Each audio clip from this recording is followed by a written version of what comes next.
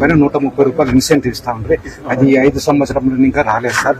Next వచ్చేసి ఈ ప్రభుత్వం వచ్చిన తర్వాత మా యూనిట్లు ఏదైతే ఈ పట్టుగుళ్ళు తీసే దారంలో ఏ యూనిట్లు అయితే పనిచేస్తాయో ఆ యూనిట్లు మన ప్రభుత్వం ఉన్నప్పుడు కేటగిరీ 4 కింద నడుస్తా ఉన్నాయి సార్. ఇప్పుడు దాన్ని కేటగిరీ 3 కింద చేసేసిన.